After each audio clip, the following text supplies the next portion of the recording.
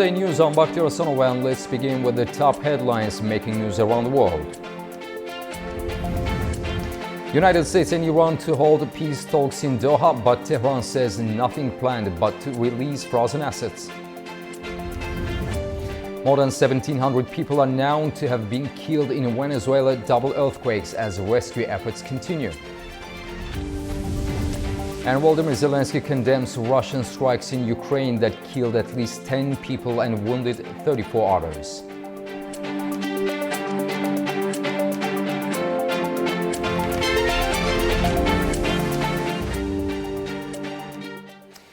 Conflicting messages have emerged over planned U.S.-Iran diplomacy in Qatar, while Washington says senior officials will travel to Doha this week.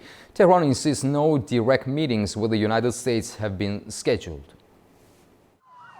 Both Iran and US have issued opposite statements concerning meeting in Doha this week. Tehran said on Monday that no meeting had been scheduled. It's after weekend missile fire from both sides tested the ceasefire to end the 4-month-old war. However, US President Donald Trump said in a social media post that Iran had requested a meeting in Doha for Tuesday, and the White House says it's sending Trump's son-in-law Jared Kushner and his envoy Steve Witkoff to lead the negotiating team, where discussions on the memorandum will continue alongside technical talks. I think they've already left, or they're just about getting ready to leave, so we'll see how that goes, but we're doing very well on that front. But the meeting in Doha is going to be perhaps important, perhaps not. We're going to find out. Meanwhile, Iran says it's sending its technical delegation to Qatar this week. But Foreign Ministry spokesperson Esmail Baghaei said this had no relation to the Americans' visit and that no talks between the two sides were scheduled. Iran's Deputy Foreign Minister Kazem Garibabadi said consultations with Qatar are continuing on issues including implementation of the agreement, and that formal technical talks will only begin once both sides agree on the date, venue, and necessary conditions. Separately, Garibabadi said Iranian and Omani experts will soon begin discussions on redefining transit routes through the Strait of Hormuz, adding that Iran would seek to obstruct vessels traveling outside the designated shipping routes. Iran has ruled out any foreign intervention for reopening the Strait of Hormuz, saying the French President Emmanuel Macron's statement on taking action in this regard will only exacerbate the current tense situation at the waterway. Our Turaj Shirallo reports from Tehran. Iran's foreign ministry strongly rejected remarks by the French President Emmanuel Macron on reopening the Strait of Hormuz, stressing that under the ceasefire deal with the United States, Iran is responsible to facilitate shipping traffic in the region. Spokesman Esmail Baghaei said that no foreign intervention is required in the strategic waterway, also warning that it will only lead to aggravation of the existing conditions. Speaking at a weekly press conference on Tuesday, he urged the French government to stop taking a stand on every development in the region, saying this practice will not buy Paris any diplomatic prestige.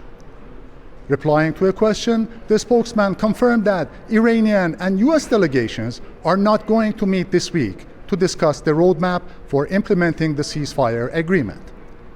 Asked about US officials' remarks on a meeting in Doha, Baghaei said that the Iranian delegation will only meet Qatari officials with the working agenda of releasing Tehran's frozen assets. To another question, the official stressed that Iran is determined to legally pursue participation of the NATO member states in the Israeli-US war against the Islamic Republic. He said Iran was aware of NATO's role in the war and added that the remarks by the Military Alliance's Secretary General was an open secret.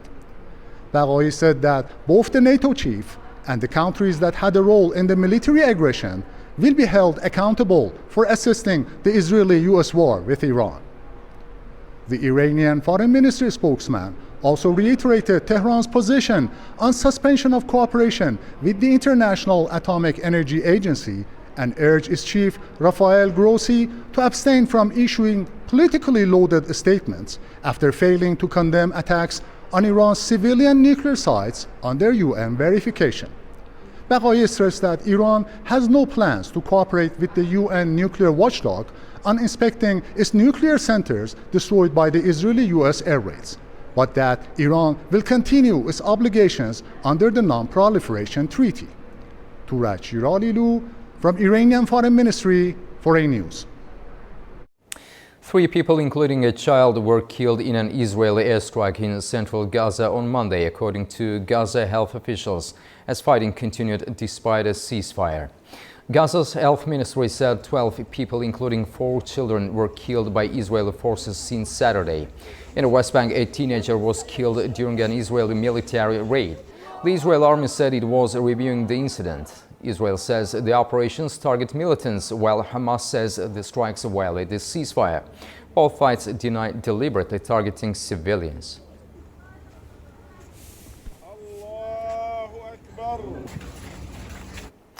Cyprus will host a 2-day summit of the Board of Peace, bringing together international officials to discuss Gaza's reconstruction and governance. The meeting is expected to include members of the Board of Peace's executive board, representatives from the Palestinian-run committee overseeing Gaza's administration, and officials from the Office of a U.S. Envoy for Gaza, Nikolai Mladenov.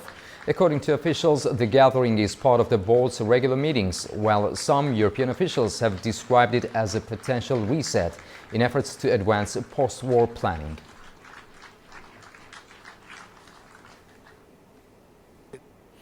The European Commission has released 3.9 billion euros to help Ukraine buy drones.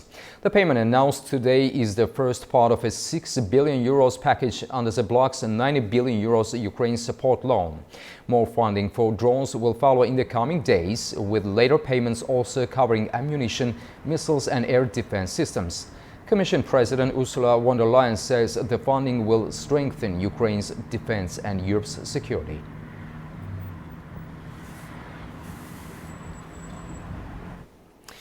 The Russia-Ukraine war continues with attacks reported across several Ukrainian cities.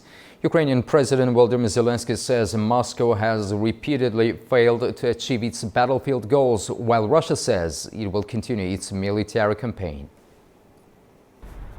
Ukraine's President Volodymyr Zelensky says Russia has repeatedly failed to meet its military objectives in eastern Ukraine, as Russian strikes killed at least 10 people across several regions on Monday.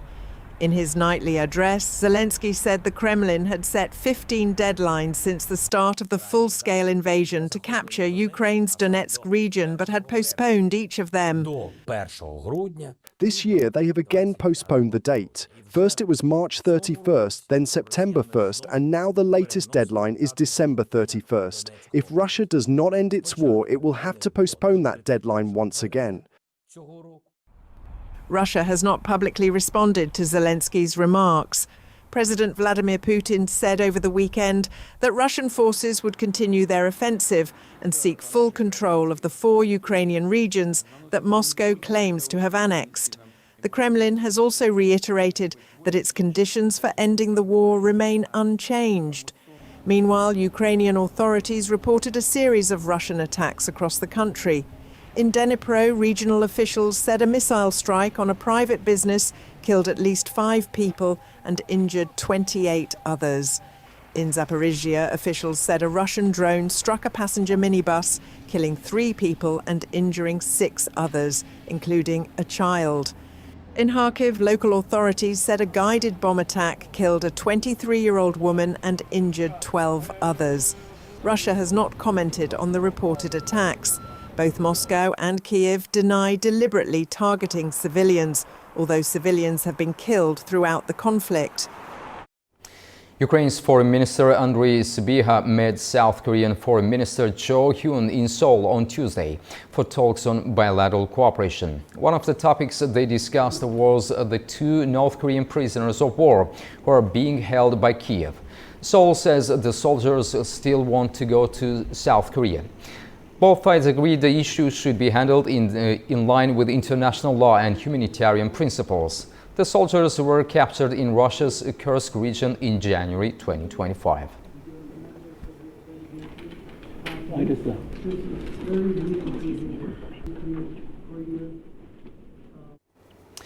Ukrainian President Volodymyr Zelensky has mocked the Kremlin, saying Russia has now missed 15 self-imposed deadlines to fully capture the Donbas. His remarks came after Russian President Vladimir Putin rejected what he described as a Ukrainian proposal to limit long-range strikes, insisting Moscow will continue fighting until it fully controls the 4 regions it claims to have annexed. Meanwhile, deadly Russian missile and drone attacks continue across Ukraine, while Kiev has intensified long-range strikes on Russian energy and military infrastructure, bringing the war increasingly onto Russian soil. To discuss the latest battlefield developments, the prospects for diplomacy, and what both sides are trying to achieve militarily and politically, I'm joined by Andriy Ordonovich, retired colonel of the Armed Forces of Ukraine. Colonel Ordonovich, thank you very much for joining us. Thank you once more time for catching up. Thank you. Colonel Ordonovich, President Zelensky says Russia has now postponed its goal of capturing the Donbas 15 times. Is this primarily political messaging, or does it accurately reflect Russia's military difficulties? Yes, completely, because from the beginning of full-scale invasion, we heard in number of occasions when Russian saying that we are going to occupy Ukraine in 3 days, shifted to 2 weeks, after 2 weeks to 3 months. And right now we do have already 4.5 years. Regarding the Donbas, it was actually their primary strategic objectives to occupy that Lugansk and Donetsk Oblast in couple weeks. But right now we see that 20% still of Donbas, Donetsk Oblast is under Ukraine governmental control, as well as 2 or 3% of Lugansk Oblast. Everything would depend on development of military, political, economical, and other situation from both sides. And also, I would say this fortress belt was developed by Ukrainian government since of 2014. It is not easy to break through. It is main obstacles, and Russians know this, and they're trying to manipulate, use for numbers of negotiation, trying to persuade American and Chinese to have effect on Ukrainian political military leadership. But Ukraine military, as well as a civil society, as a total defense, do understand the value of their country, and probably will never step back on despite the fact of this terroristical act what Russian provides to Ukrainian soil. And additional, our domination with the drones, in May we already launched more drones than Russians for different purpose, from tactical to strategic level. And we, with international partners, we will do this. And this kind of conditions will not allow Russian to take or occupy the final piece of Donbas area. There is a 2 or 3 event scenario. One is optimistic towards Russia, when they believe they would be able to occupy to December, but I believe it's not less than 1.5 or 2 years in order to make this happen. But there are pessimistic. They will never occupy entire Donbas region, and we will sit for negotiation in some very short period of time. Colonel Ordonovich, Russia rejected the reported Ukrainian proposal to halt long-range strikes. Why do you think Moscow sees these attacks as too strategically important to limit? I believe it is a simple calculation.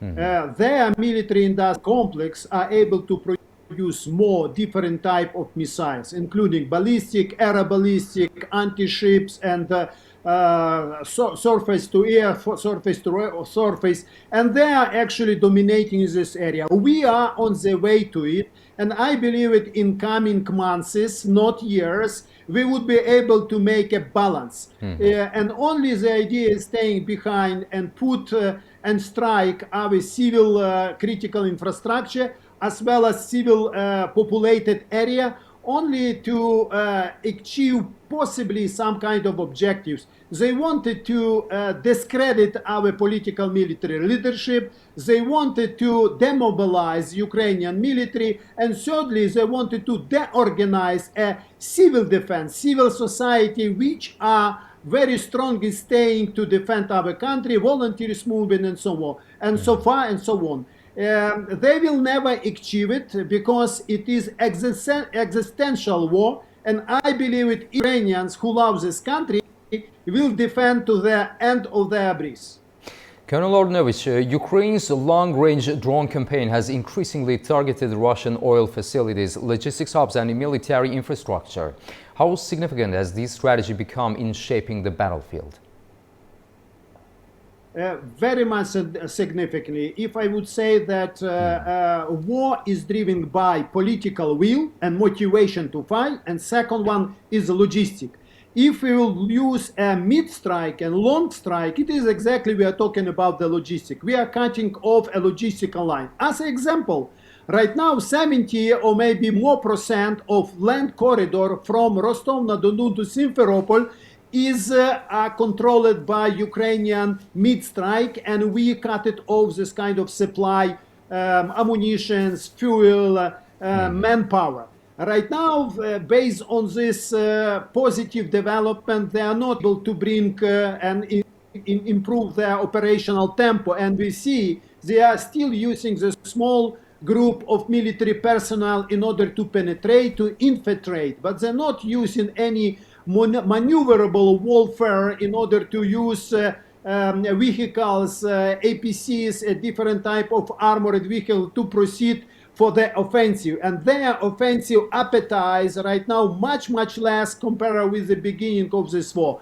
It is due to the mid and long strike. We are trying to undermine the economy of Russia in order to sell more fuel, sell more gas, sell other kind of goods in order to gain dollars and euro and other foreign currency, to buy additional spare parts, to build more rockets, to build more shells in order to terrorize Ukraine and civil society and try to achieve some military objective. For the 4.5 years, they did not achieve nothing, no strategic, no operational, except some tactical objectives there, because they are captured and temporarily occupied. I am underlying temporarily occupied on Ukrainian soil. It is their best, their tactical achievements, but they are living beyond them like a moon. There, it is impossible to live, impossible to stay there. And what kind of victory they are expecting after that, I don't know. Colonel Andrei Ordnovich, thank you very much for your valuable insights and for taking the time to join us. We greatly appreciate your analysis and look forward to speaking with you again. Thank you very much. Yeah, see you soon. The humanitarian crisis in Venezuela is deepening after last week's deadly twin earthquakes. Thousands remain missing. Emergency shelters are filling up and rescue crews are still racing against time. Here is the latest. The search for survivors is continuing across northern Venezuela, 5 days after powerful twin earthquakes devastated the country. The official death toll has risen to more than 1,700 people, and tens of thousands of people are still believed to be missing. Rescue teams from 30 countries have joined the operation. Emergency crews continue to search collapsed buildings in La Guaira, Miranda, and Caracas.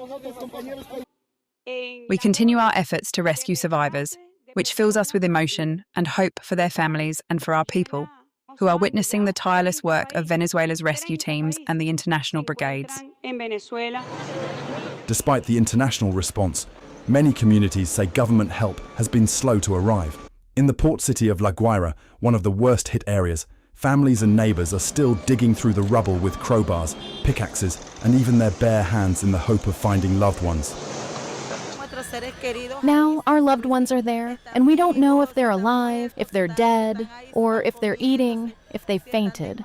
We don't know anything, and that's painful for us. I'm at peace because I have my children, but I cry every day. I haven't slept in 3 days. We're tired, holding on, heartbroken. We're exhausted by all of this, completely worn out. Tell me who's going to take our place, our family members who are still there. Because yes, there was hope until last night. We pulled people out alive last night. We're desperate because there are surely still people in there. The two earthquakes, measuring 7.2 and 7.5, struck just 39 seconds apart last Wednesday, causing widespread destruction and bringing down nearly 800 buildings.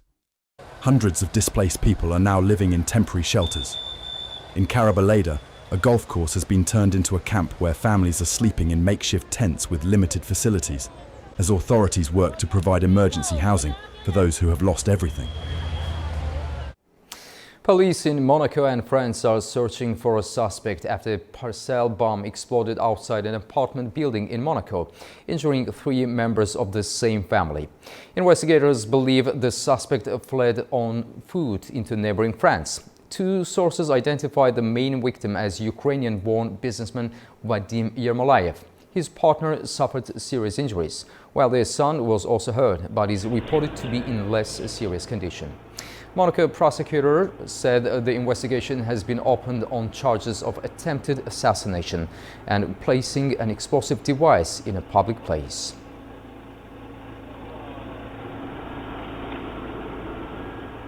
This is an investigation on flagrancy, opened on the charges of attempted assassination and of placing substances or explosive devices on the public roadway.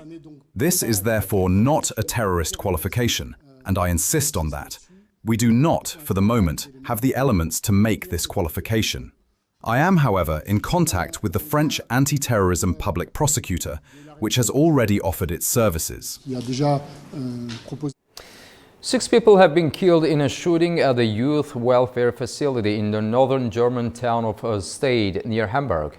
Police say a suspect has been arrested and a firearm recovered, with authorities describing the incident as a domestic-related attack.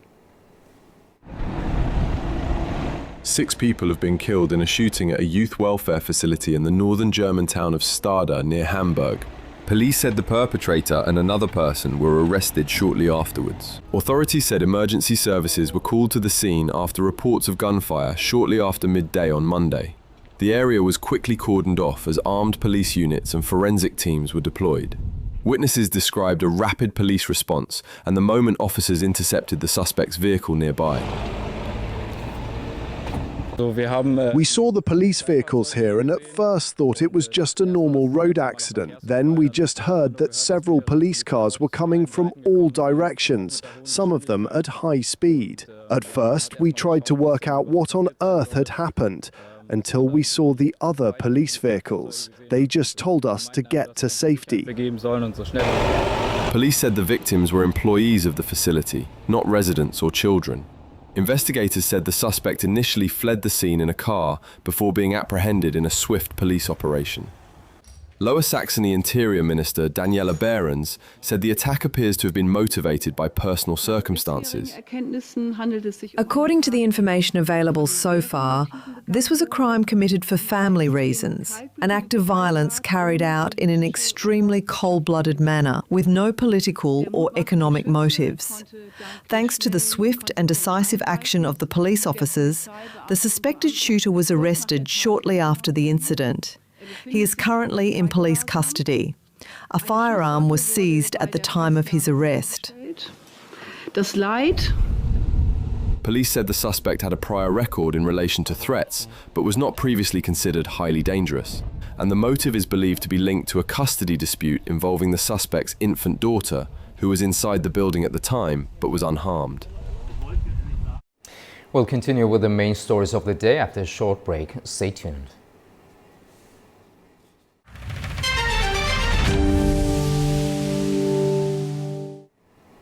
Welcome back to News, and we continue with the main stories of the day. UK Prime Minister Keir Starmer has unveiled a major new defence investment plan, setting out a significant increase in military spending over the next 4 years. A News' Zeina Parizada reports from UK. UK Prime Minister Keir Starmer has unveiled the government's long-awaited defence investment plan, describing it as a generational transformation of Britain's armed forces. He said the plan would make the UK safer in an increasingly unstable world. The government will invest an additional £15 billion in defence over the next 4 years. Annual defence spending is expected to rise from around £54 billion to almost £80 billion by 2029, a real terms increase of about 27%, according to the Prime Minister. To help fund the increase, Starmer said some infrastructure projects, including road and energy schemes, would be delayed or scrapped. He said the government was prioritising national security and would make savings through capital budgets rather than additional borrowing. A key part of the plan is more than £5 billion for drones and autonomous systems, the largest investment of its kind in UK military history.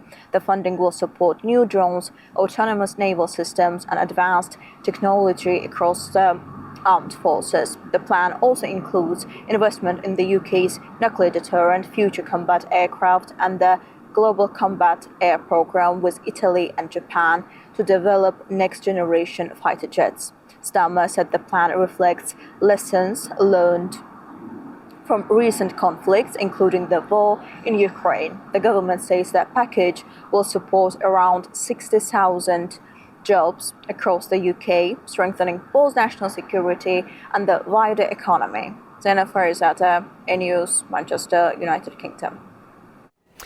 A self-exiled Chinese billionaire has been sentenced to 30 years in U.S. prison after being convicted of defrauding investors of more than $1 billion. A jury in New York found Guo Wengyue guilty of multiple charges, including fraud and money laundering. Guo, also known as Miles Guo, and Ho Wan Pok fled China in 2015 after facing fraud allegations there. In the United States, he became a well-known critic of China's Communist Party and worked closely with former Trump advisor Steve Bannon on a political movement opposing the Chinese government.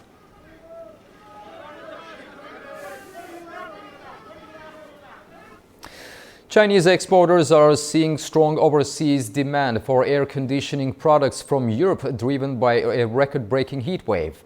And they have seen a surge of orders from American retailers who are rushing to secure holiday purchases ahead of potential tariff increases. Our correspondent Mahnur Maktoum has more. Chinese manufacturers are reporting a sharp rise in exports to Europe as a record heat wave drives demand for cooling products. Exports of portable air conditioners from China to Western Europe surged more than 70% in the first 5 months of this year, with shipments to France, the Netherlands, and Belgium more than doubling from a year earlier. Manufacturer media said that its plant in Guangdong province is operating around the clock to keep up with demand, with units being rushed to continent via China-Europe freight trains to catch the remaining summer season. At the same time, shipping companies say that U.S. retailers have brought forward orders by 4 to 6 weeks to ensure inventories arrive in time for Black Friday and Christmas shopping. Importers are seeking to avoid the impact of expected U.S. tariff increase later this year, prompting an early surge in cargo volumes on trans-Pacific shipping routes. Together, the surge in orders is providing a boost to Chinese manufacturers, exporters, and international shipping companies. Manu Maktoum, A-News, Beijing. The Japanese yen has fallen to its weakest level against the US dollar in nearly 4 decades, with markets still focused on the widening interest rate gap between Japan and the United States. The yen briefly dropped to the 161.9 range against the dollar during trading in New York on Monday. Japanese media said it was the currency's weakest level since December 1986. The fall came less than 2 weeks after the Bank of Japan raised its short-term policy rate to 1%, its highest level since 1995. But the yen remained under pressure as investors focused on the prospect of further US rate hikes, keeping demand for the dollar strong.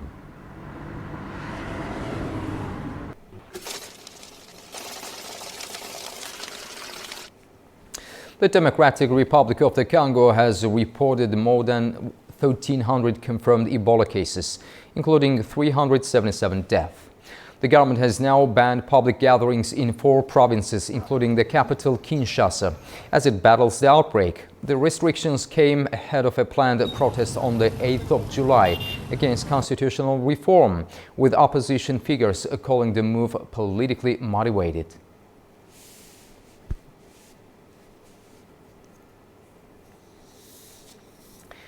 South Africa has stepped up its security ahead of planned marches against undocumented immigration amid fears of violence in Durban and Johannesburg.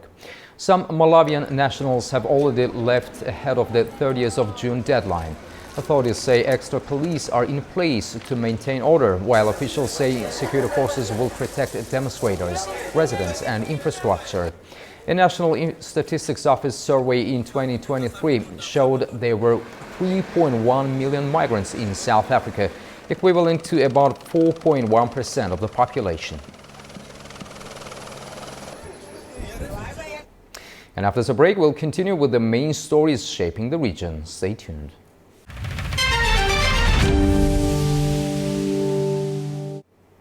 Welcome back to A News. We now shift our focus to the region. EU Enlargement Commissioner Marta Kos is in Turkey as part of a senior European Union delegation visiting Ankara. She's joined by EU Foreign Policy Chief Kaja Kallas and Migration Commissioner Magnus Brunner. The delegation is holding talks with Turkish officials, including President Recep Tayyip Erdogan, on EU-Turkey relations, security, migration and regional issues. Connectivity is also high on the agenda, with discussions covering projects linking Europe with the Black Sea, the South Caucasus and Central Asia. Competition between global powers is growing. Businesses are looking for more reliable supply chains. Countries want more options for trade, energy and digital connections. This gives the European Union and Turkey a shared opportunity, a big opportunity. Together, we can help build a region that is better connected, more competitive and less dependent. Turkey's geography gives it a unique position between Europe, the South Caucasus, Asia and the Middle East. Shusha has once again brought together representatives from across the Turkic world, this time for talks on religious cooperation and shared heritage. The gathering highlighted the city's growing role as a venue for regional dialogue, with officials looking at ways to strengthen spiritual and cultural ties. Shusha has hosted the first ever meeting of senior officials responsible for religious affairs from the Organization of Turkic State. The gathering brought together the OTS Secretary General and senior representatives from Azerbaijan, Turkey, Kazakhstan, Kyrgyzstan and Uzbekistan. They discussed how Turkic countries can work more closely on religious affairs, while also strengthening their shared spiritual and cultural ties. The OTS Secretary General said the meeting was important because it brought together state institutions responsible for religious policy. Today's meetings is first meeting our religion committee agencies, because this is state body. Previously we have another for Muftiat, head of Council of Muftiat, council meetings. Is also his forthcoming meeting in September in Baku, our head of Council of Religions Committee. But this is both institution is very important, because is actually our Mufti Council of Leaders yearly meeting, and they have working group like Fatwa Committee. Talks covered public policy, legal frameworks, awareness programs, specialist training and the exchange of experience between member states. Delegates also looked at ways to protect the Turkic world's common religious and cultural heritage, support dialogue between faith communities and cooperate more closely against religious extremism. Officials said online radicalization is becoming a growing concern, especially among young people. The meetings like this are very important now because we have a lot of problems in social network. The extremism rises between teenagers in social networks as Telegram and others. And we should open and fight against all these instruments with artificial intelligence and digital instruments.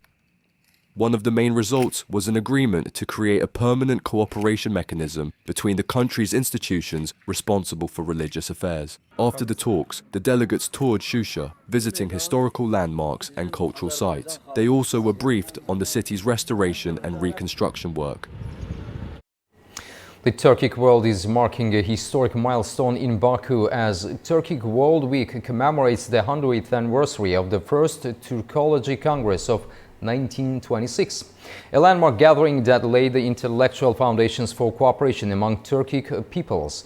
Alongside the anniversary events, Shusha is hosting another first, the inaugural meeting of the heads of religious affairs institutions of the Organization of Turkic States, highlighting growing cooperation not only in culture and language, but also in religious dialogue, education, and efforts to counter extremism.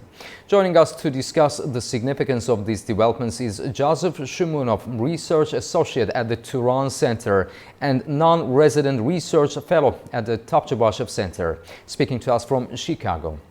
Mr. Shumunov, welcome to the program. Thank you for having me. Joseph, how significant is the 100th anniversary of the first Turkology Congress for the modern Turkic world? And why is the 1926 Congress still regarded as a defining moment in shaping a common Turkic identity? Again, thank you for having me. I guess the 100th anniversary of the first Turkology Congress is incredibly important because it deals with something that seems very subtle, but is actually very intimate to the Turkic language, Turkic world, which is, of course, its language. By 1926, much of the Turkic world had already been Sovietized. The possibility of political independence or political unity had largely been cut short. So Turkic intellectuals had largely been focused on something that remains to them, to their hearts, really, which is their language. The collapse of the early Turkic nationalist movements and obviously Soviet repression itself, forced them to focus on things like language and writing. And what's interesting is that we're seeing something very similar today. Countries like Kazakhstan, Kyrgyzstan, Uzbekistan, they're transitioning to the Latin alphabet following Turkey and Azerbaijan. But the difference is that in 1926, Latinization was largely associated with modernization within the Soviet Union. Today, a common orthography or a common writing system is becoming a vehicle for de-Sovietization, and of course this renewed sense of Turkic unity. Joseph, how has the Organization of Turkic States transformed cultural solidarity into broader political and strategic cooperation? Well, let's not forget that the OTS was originally called the Cooperation Council of Turkic-Speaking States, and I emphasize the speaking because before 2020 it was largely a cultural and sort of consultative organization. Yes. Since then, particularly within the Turkic World Vision 2040, it's evolved into something much more broader. But I would argue that the basic principle that remains constant is solidarity. I think that solidarity is exactly what makes this transition possible.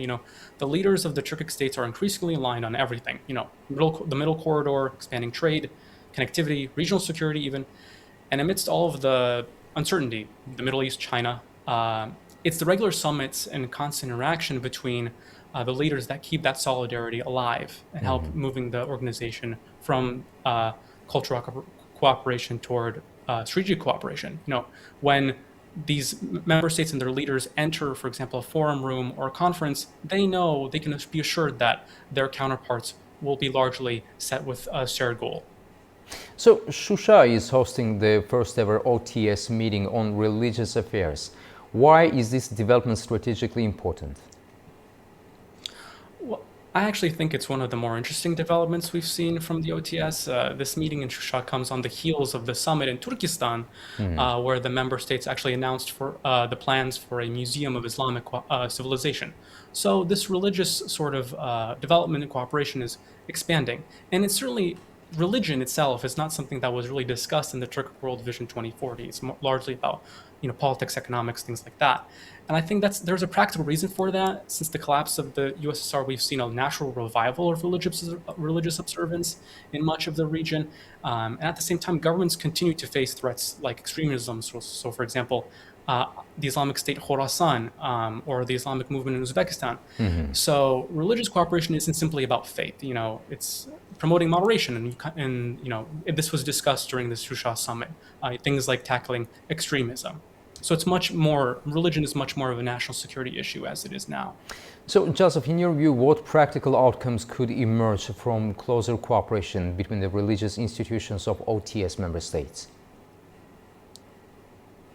I think something very practical is, of course, what was developed in the Shusha summit, which was this sort of a permanent fatwa council, bringing along senior religious leaders, for example, Sheikhul Islam of the Caucasus and the other supreme muftis of other, respective countries.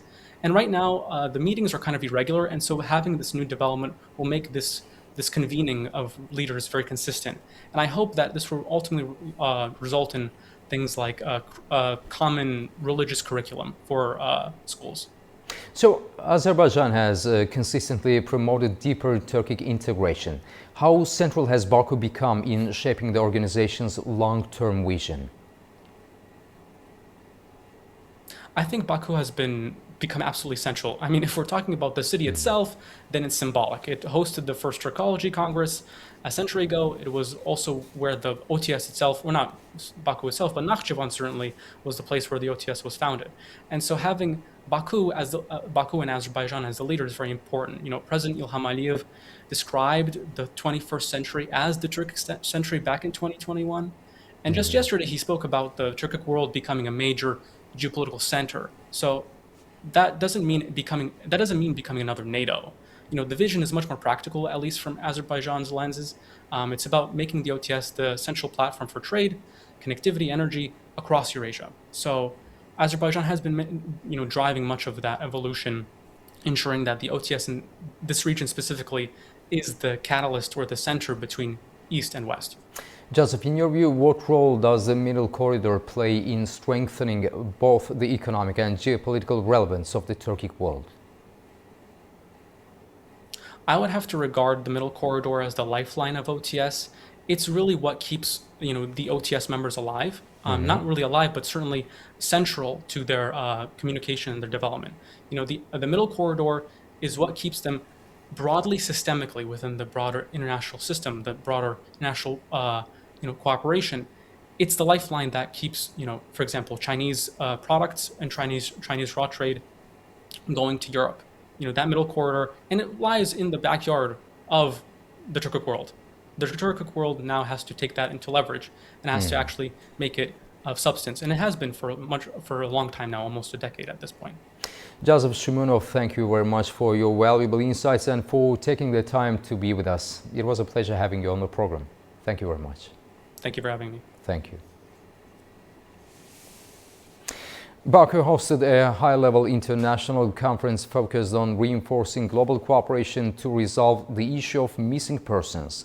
Co-organized by Azerbaijani authorities and the International Commission on Missing Persons, the summit addresses modern forensic methodologies and cross-border data tracking in post-conflict zones. Baku hosted a major international conference today, bringing together foreign ambassadors, diplomats and international experts. But behind the formal protocols, the core of this meeting was very human. It was about finding answers for over 4,000 Azerbaijani families who still have no idea what happened to their loved ones. What made today's event important was the shift toward practical solutions. The International Commission on Missing Persons introduced a new digital platform here, featuring an incognito reporting tool. The idea is to allow anyone, including individuals on the Armenian side, to anonymously share coordinates of information about mass graves under total confidentiality. people will be able to, number one, families of the missing go online to report a missing person and receive an update on the status of their cases.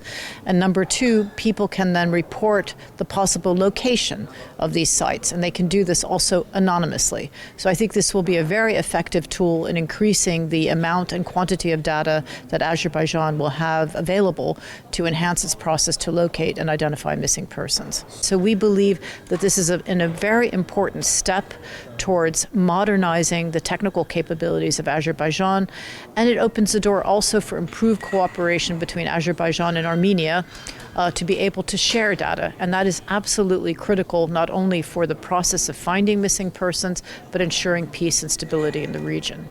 The data presented to the international guests today show why this matters so much right now. Since the territories were liberated, 32 mass graves have been uncovered and over 320 victims have been identified through DNA matching. Following the Second Karabakh War, 32 mass graves have been discovered in the liberated territories of Azerbaijan. As a result of search and identification efforts conducted to date, the remains of 893 individuals have been uncovered and exhumed. Among them, the identities of 327 people have been established through DNA and forensic examinations, and the remains of 226 individuals have been handed over to their families for burial. The technical capability is clearly ready, but as we just heard, the process now depends on closing the remaining data gaps. Well, that's all from us. This is Leila Rahimli with Natik Mammadov behind the camera for A News. Kazakhstan, Azerbaijan and Uzbekistan are moving ahead with plans for a new green energy corridor. It could link Central Asia's renewable power supplies to European markets through the Caspian Sea and Azerbaijan. Kazakhstan, Uzbekistan and Azerbaijan are advancing plans for a Caspian green energy corridor that could carry renewable electricity from Central Asia to Europe. The project stems from an agreement signed by the three countries' leaders in Baku in November 2024. It's centered on a planned submarine cable across the Caspian Sea, linking Central Asia's renewable energy sector with Azerbaijan and onward to Europe. Azerbaijan is expected to serve as the main gateway to European markets. The country is already working with Georgia, Romania and Hungary on a 1,500-kilometer Black Sea submarine cable project that could help carry Central Asian power to European consumers. The Asian Development Bank and the Asian Infrastructure Investment Bank signed an agreement with the energy ministries of Azerbaijan, Kazakhstan and Uzbekistan in April 2025 to support the corridor's feasibility study. Italian consulting and engineering company CESI has begun work on the study, which is estimated to cost around €1 million. The study will assess whether the corridor is technically and commercially viable.